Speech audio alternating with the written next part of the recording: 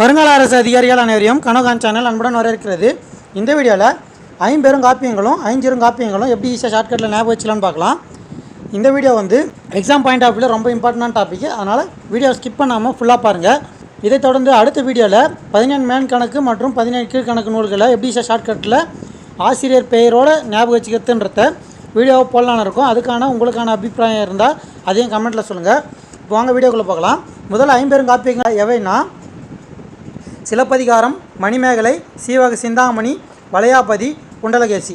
இது எப்படி ஷார்ட்கட்டில் ஞாபகம் வச்சுக்கலான்னா, இந்த ஐம்பெருங்காப்பியங்களை எப்படி ஞாபகம் வச்சுக்கலான்னா, முதல்ல பெருங்காப்பியம்னா பெரியவர் நினச்சிங்க, பெருசுனா சாமியிலே பெருசு நம்ம சிவனை சொல்லுவோம். அதை வச்சு சீவக சிந்தாமணி அப்படின்னு ஞாபகம் வச்சுக்கலாம். அடுத்து இங்கே மணின்னு முடியுதுங்களா, இங்கே மணின்னு ஸ்டார்ட் ஆகும்.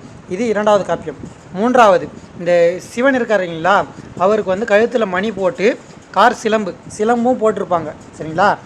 அதை வச்சு சிலப்பதிகாரம் ஞாபகம் வச்சுக்கலாம். இந்த பதின்னு வருது இல்லைங்களா, சிலப்பதிகாரத்தில் பதி இங்கே வளையாபதி அப்படின்னு வரும். அதை வச்சு இந்த வளையாபதி ஞாபகம் வச்சுக்கலாம்.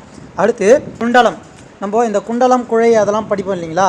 குண்டலம்னா காது கனிவது அப்படின்லாம் படிப்போம் இல்லைங்களா. அதெல்லாம் சாமிக்கு போடுறன்ற மாதிரி ஞாபகம் வச்சுங்க. அப்படி இல்லைன்னா சிவன் கோயிலில் கேசரி தருவாங்க, அதாவது பிரசாதமாக தருவாங்கன்றத வச்சு இது ஞாபகம் வச்சுக்கலாம். உங்களுக்கு எப்படி ஈஸியாக இருக்கும் அப்படி ஞாபகம் வச்சுங்க. ஐம்பெருங்காப்பியங்களில் இருக்கிற நூல்கள் எந்த சமயத்தை சார்ந்ததுன்னா எல்லாமே சமண சமயத்தை சார்ந்தது சரிங்களா.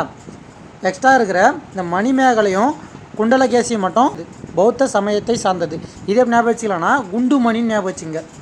குண்டுமணி பௌத்த சமயத்தை சார்ந்தது அப்படின்றத ஞாபகம் வச்சுக்கலாம். குண்டுன்றது குண்டலகேசி, மணின்றதை வச்சு மணிமேகலை அப்படின்றது பௌத்த சமயத்தை சார்ந்தது அப்படின்னு ஞாபகம் வச்சுக்கலாம். மணின்றதுனால இங்கே கடைசியாக மணி வருதுன்றதுனால அதையும் இதையும் கன்ஃபியூஸ் பண்ணிக்காதீங்க. ஃபஸ்ட்டு வர லெட்டர் வேர்டு இருக்கு இல்லைங்களா, அந்த வேர்டு வச்சு தான் சொல்கிறேன். குண்டு மணின்றத பௌத்த சமயத்தை சார்ந்தது அப்படின்றத ஞாபகம் வச்சுங்க. குண்டுன்றதை வச்சு குண்டலகேசியும் மணின்றதை வச்சு மணிமேகலையும் பௌத்த சமயத்தை சார்ந்தது அப்படின்னு ஞாபகம் வச்சுக்கலாம். மிச்சம் எல்லாமே சமண சமயத்தை சார்ந்தது தான். ஐஞ்சிருங்காப்பியங்களும் சரி, ஐம்பெருங்காப்பியங்களும் சரி, இது ரெண்டு தவிர்த்து மிச்சம் எல்லாமே சமண சமயத்தை சார்ந்தது. குண்டுமணி மட்டும் சரிங்களா. அடுத்து பாவகைகள் பார்த்தீங்கன்னா இந்த 3 இருக்கு இல்லைங்களா, கடைசியில் 3, அது 3மே விருத்தப்பா வரும் இல்லைங்களா. முதல் 2 இருக்குது இல்லைங்களா, அது இரட்டை காப்பியம்னு சொல்லுவாங்க. அதுக்கு என்ன பா வரும்னா ரெண்டுத்துக்குமே நிலைமண்டியில் ஆசிரியப்பா வரும். எக்ஸ்ட்ரா சிலப்பதிகாரத்துக்கு கொச்ச கழிப்பா வரும் சரிங்களா. இது மட்டும் பார்த்துக்குங்க. 3த்துக்கும் விருத்தப்பா வரும். சிலப்பதிகாரம் மணிமேகலை அதாவது இரட்டை காப்பியம்னு சொல்கிறாங்க இல்லைங்களா, அது ரெண்டுத்துக்குமே நிலை மண்டியில் ஆசிரியப்பா வரும். எக்ஸ்ட்ரா சிலப்பதிகாரத்துக்கு கொச்ச கழிப்பா வரும். அதை பார்த்து வச்சுங்க. அடுத்து ஆசிரியர் பெயர் பார்க்கலாம் சரிங்களா. சிலப்பதிகாரம் மணிமேகலை இரட்டை காப்பியம் சொன்னாங்க இல்லைங்களா. இது பாருங்கள், சிலப்பதிகார கதையை சீத்தலை சாத்தனார் சொல்லி தான் இளங்கோவடிகள் எழுதியிருப்பார் சரிங்களா. அதுக்கப்புறம் மணிமேகலைன்ற ஒரு தனி நூலை சீத்தலை சாத்தனாரே எழுதிட்டு இருப்பார் சரிங்களா. இது புரிஞ்சுக்குங்க. சிலப்பதிகாரம் சீத்தலை சாத்தனார் சொல்லி இளங்கோவடிகள் எழுதியிருப்பார். அதுக்கப்புறம் மணிமேகலை சீத்தலை சாத்தனாரே எழுதியிருப்பார். அதாவது இந்த சிலப்பதிகாரத்தோட கதை தொடர்ச்சி தான் மணிமேகலை. அந்த கதையை முடிச்சிருப்பார், அதாவது சாத்தி வச்சார், அதாவது கதவை சாத்தி வச்சார், கதையை முடிச்சு வச்சாருன்றதை வச்சு சீத்தலை சாத்தனார் அப்படின்றத ஞாபகம் வச்சுக்கலாம். அடுத்து சீவக சிந்தாமணி ஆசிரியர் யாருன்னு பார்த்தீங்கன்னா திருத்தக்க தேவர். இது எப்படி ஞாபகம் வச்சுக்கலாம்னா, சீவகன்னா சிவன் சொன்னோம் இல்லைங்களா, சிவனுக்கு தேவர்கள் அதிகமாக இருப்பாங்க அப்படின்ற மாதிரி ஞாபகம் வச்சுக்கிட்டு இது ஞாபகம் வச்சுக்கலாம். அப்படி இல்லைன்னா சிந்தாமணி இங்கே தேவர், அதாவது இப்போது தியானம் பண்ணுறாங்கன்னு வச்சிங்களா தேவர்கள், அவங்க அந்த மணியை இது பண்ணிக்கிட்டே இருப்பாங்க இல்லைங்களா கையில் வச்சுக்கிட்டு, அந்த மணி சிந்தாமல் இருக்கணும், அவங்களோட தியான நிலை சிந்தாமல் இருக்கணும் அப்படின்ற மாதிரி ஞாபகம் வச்சுக்கிட்டு சிந்தாமணி திருத்தக்க தேவர் அப்படின்றத ஞாபகம் வச்சுக்கலாம் சரிங்களா. அடுத்து வளையாபதிக்கு ஆசிரியர் இல்லை சரிங்களா. வளைஞ்சு போகிறதுனால அதுக்கு ஆசிரியர் பேரை கண்டுபிடிக்கிறது கஷ்டமாக இருந்த மாதிரி ஞாபகம் வச்சுக்கிட்டு ஆசிரியர் இல்லைன்றதை ஞாபகம் வச்சுங்க. அடுத்து குண்டலகேசி ஆசிரியர் பேர் நாத குந்தனார். இதே ஞாபகம் வச்சுக்கலாம்னா குண்டலம் குத்தனார், இந்த ரைமிங்லேயே வரும், குண்டலம் குத்தனார். இது வச்சு இது ஞாபகம் வச்சுக்கலாம். அடுத்து இதில் நூல் அமைப்பு பார்த்துங்க. சிலப்பதிகாரத்துக்கு 3 காண்டம் 30 காதை, அதே மாதிரி மணிமேகலைக்கும் 30 காதை, இது தெரிஞ்சு வச்சுக்கோங்க. அடுத்து சீவக சிந்தாமணிக்கு 13 இளம்பகம். இதே ஞாபகம் வச்சுக்கலாம்னா சீவகம்னா சிவன் ஞாபகம் வச்சு சொன்னோமா, சிவனுக்கு இப்படி இருக்குமா, சிவலிங்கம் இப்படி இருக்கும் இல்லைங்களா, இது 1 ஞாபகம் வச்சுக்கோங்க. சிவனென்ற எழுத்து சிவனென்ற எழுத்தும் 3, இங்கே 1 இது 3, மொத்தம் 13 இளம்பகம் இருக்குது அப்படின்றத ஞாபகம் வச்சுக்கலாம்.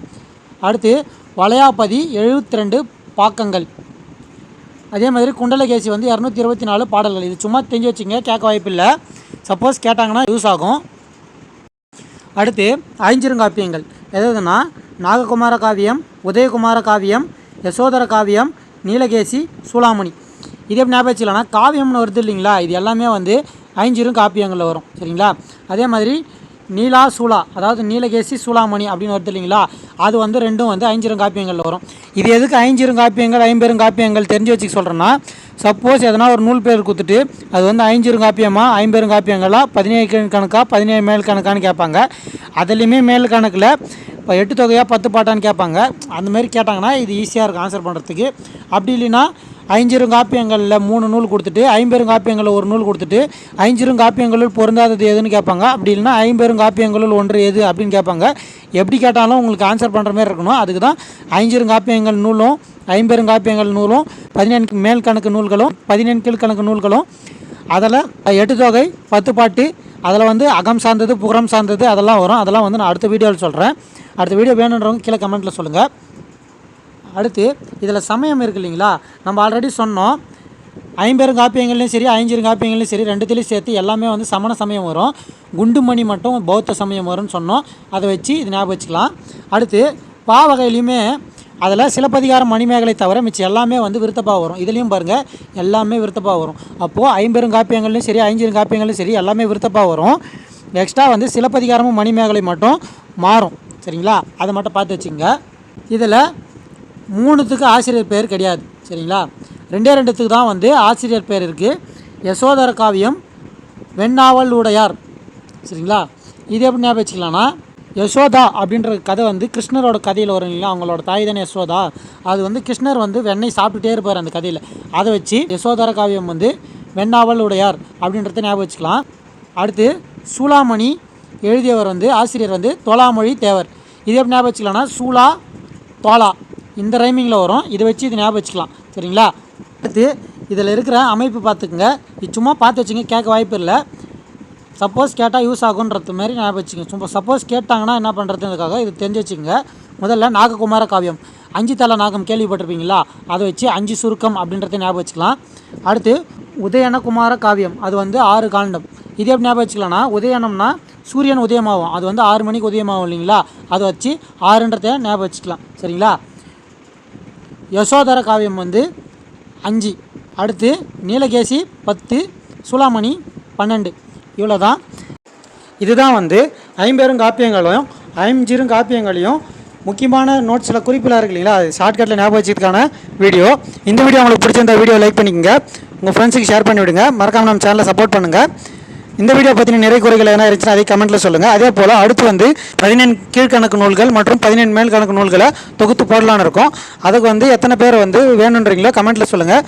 மீண்டும் அடுத்த ஷார்ட்கட் வீடியோவில் சந்திப்போம். இப்படிக்கு கனகாஞ்சிவா. நன்றி, வணக்கம்.